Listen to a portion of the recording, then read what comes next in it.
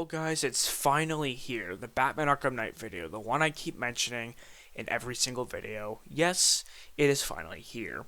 We're going to be talking about the things Batman Arkham Knight did well today, because when the game first came out, the game kind of had a little bit of a mixed bag feeling.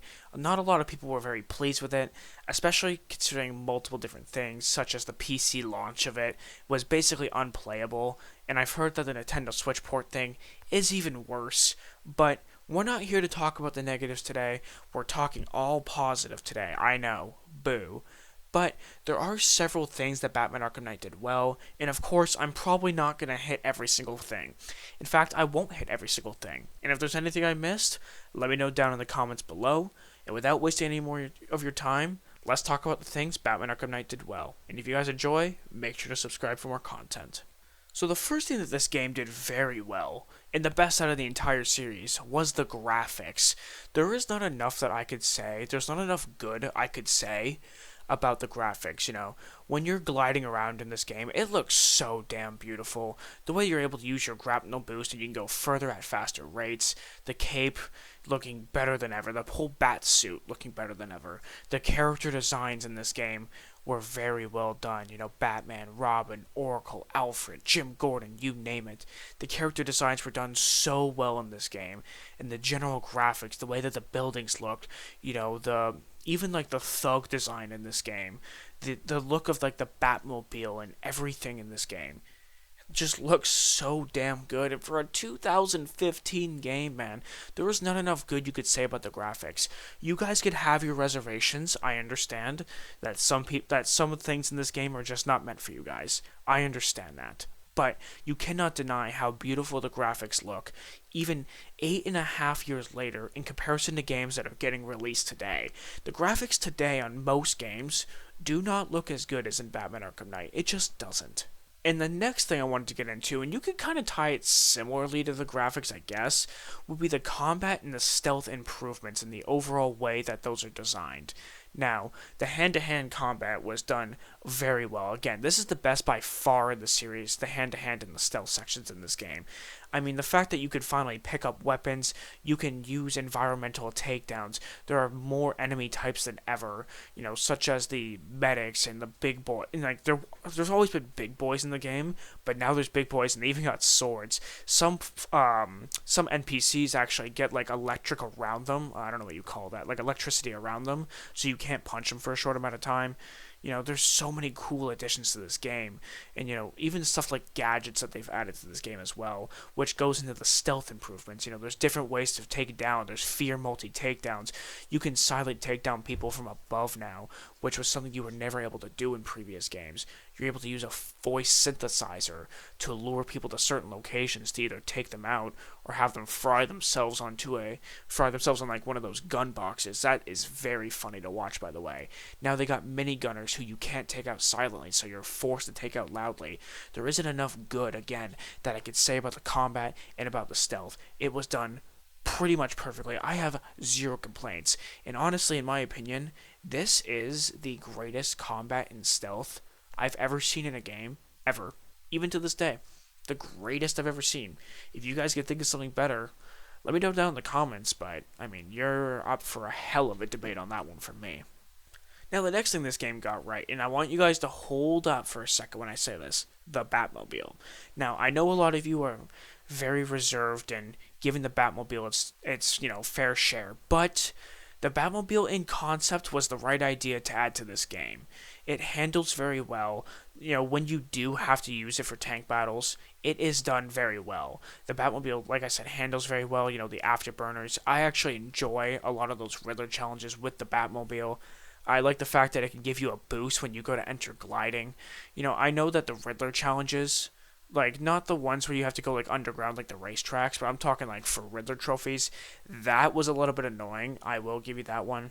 And I would say, battling certain tanks, like the Cloudburst tank, in the Batmobile, yeah, that's not ideal. Cobra tank stuff, I get it. It's not ideal. And a little bit too much in the side missions. But the concept of the Batmobile itself, we've been asking for it for so long. Rocksteady finally delivers it to us. And honestly, it wasn't the worst thing possible. Rocksteady had the right idea here. They just kind of went off slightly into the wrong direction. But I think if they made a few adjustments, they could have made it a perfect addition to the Batman Arkham universe. Now, the last point I want to kind of point out here, and this could kind of tie in with the story a little bit, and I don't want you guys to like think I'm some idiot for making two bad points in a row, but that's the Arkham Knight. Now, I'm not saying that the identity reveal was, amazing. And spoiler alert, I'm gonna let you, pause the video now. The Arkham Knight is Jason Todd. But what I am going to say is, while the identity reveal within itself was not perfect at all, but the idea in itself of creating an original character as the main villain was not a bad idea. What happens if that mask comes off and it's Prometheus? Or if that mask comes off and it's Damian Wayne or someone else. I'm not sure if Damian Wayne's in the Arkham universe, but you get the point I'm making. If it's someone else that isn't Jason Todd. And I think Jason Todd would have made more sense if we had seen him at all. And I guess you can make the same argument for Prometheus and Damian Wayne, or whoever you want to put behind the mask, or if it was the Joker behind the mask or something. But what if I was to tell you, or what if, we saw Jason Todd in Arkham Origins. Let's say we meet him as a kid as like a side mission or something like that. And we bring him into our own and, we raise him. We can train him a little bit. We get to know Jason, after the whole Dick Grayson thing. Because I believe it's Dick Grayson that's in Batman Arkham Origins Online. And then Jason Todd comes after. So why can't we see, Jason Todd at some point? Why couldn't we have done that for Batman Arkham Origins or something? Or just see him at some point somewhere. Make a DLC of it. Something. That would have been a whole lot better. But unfortunately, we were not able to get that. Now, I'm getting to the negatives a little bit too much. This video is all about the positive stuff. The idea, again, from Rocksteady was there. Him and Scarecrow teaming up to try to finally take down the Batman, Arkham Knight has all the physical capabilities to match Batman in a lot of aspects. His mental stability is not there the way Batman's is, but his physical strength is there. And Scarecrow's all about the mental, putting Batman through hell mentally and making Batman, forcing him to come back to defeat both of these guys. I thought it was a very well orchestrated thing in this game. Yes, it does feel like a goose chase, but it's always going to feel like that in these superhero kinds of games. And you know what? I'm honestly okay with that. In certain aspects, it has to be for the right reasons. And in this game, it was the right reason, Barbara Gordon gets kidnapped.